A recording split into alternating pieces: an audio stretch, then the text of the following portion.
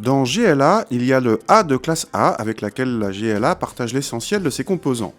La GLA est en quelque sorte la classe A version SUV avec le même empattement mais plus longue de 13 cm et d'une hauteur de 1,49 m.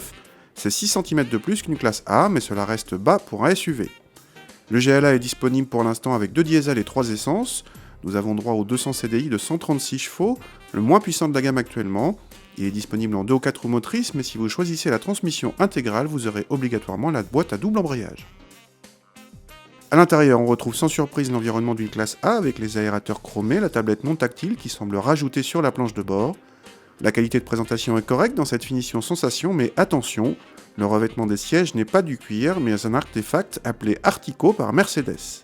A l'arrière, l'espace est contre toute attente inférieur à celui de la classe A, mais reste correct pour 2 adultes. Le coffre, lui, est nettement plus généreux que celui d'une classe A avec plus de 400 décimètres-cubes, mais le seuil de chargement est plus haut.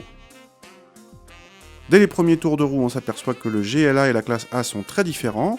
La classe A est typée très dynamique et se montre ferme, voire très ferme, alors que le GLA est beaucoup plus prévenant tout en restant agréable à conduire.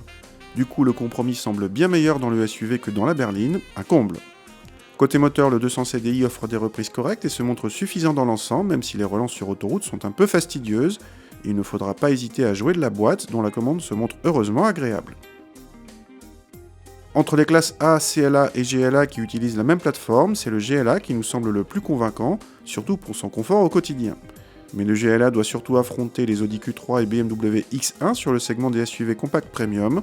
Il pourra en tout cas sans problème se battre avec le Q3 sur les tarifs puisqu'ils démarrent tous deux à 30 000 €. Le X1 commence nettement plus bas grâce à de petites motorisations. Notre GLA de 136 chevaux vaut quant à lui 36 900 € avec feu au xénon mais sans GPS de série. Pas de doute, on est bien dans le premium.